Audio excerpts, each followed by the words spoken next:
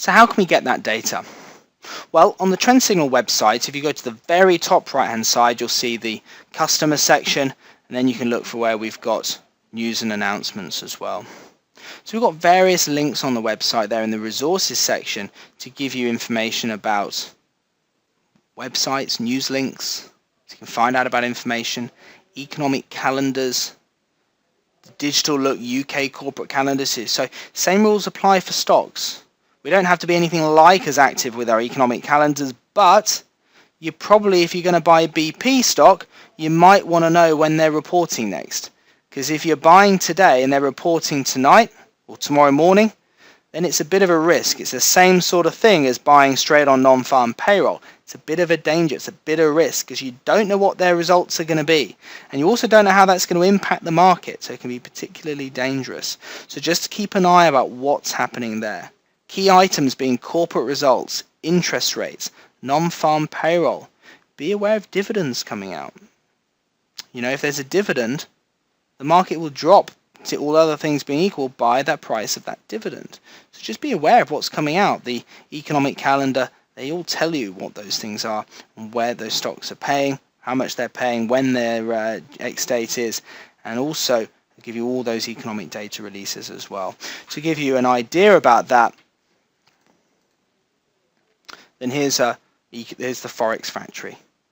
Forex Factory is a simple website that we use. It's nothing to do with us really. It's just a website that many traders use, and it gives you an idea about the economic releases for that particular day. So you can change it to your particular time zone, but certainly all the times, the currencies that it relates to. So in other words, GBP is UK data, so interest rates, meeting minutes, GBP, which means it's UK, Monetary Policy Committee means UK anyway.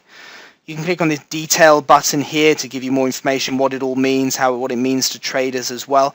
You don't necessarily have to be an economic genius. You just got to know something's coming out, really. But if you want to know more about these events, then certainly click that button there. It'll give you more information on there. So go to forexfactory.com, go to dailyfx.com, and have a look at what those banana skins are for the day.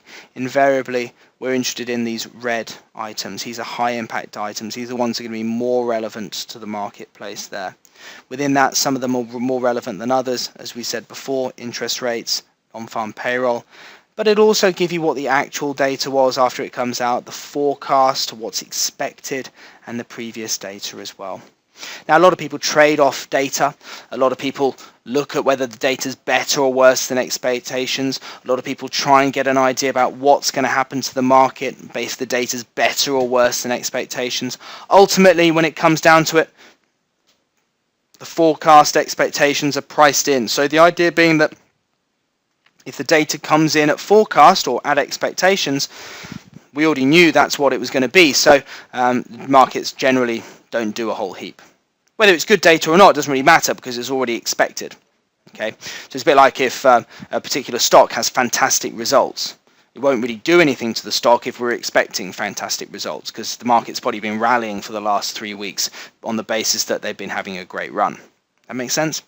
So basically, when it comes through to looking at this, some people look at, that data was better than expectations. That means that the economy is doing really well, which means that surely stocks will rise, equities, indices will rise.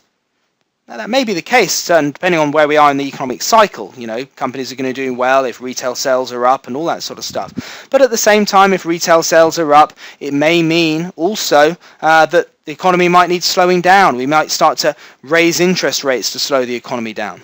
It might be we'll start to reduce quantitative easing because the economy is doing well. And in which case, stocks are likely to fall. So there's always context. It's not really about what we think. We don't trade over data. Everybody, we're not really interested in that. We're just simply looking at what the chart is. We use the economic calendars, that sort of information to try and help us manage our risk there. So use economic calendars, know what data is coming out, and plan your day accordingly.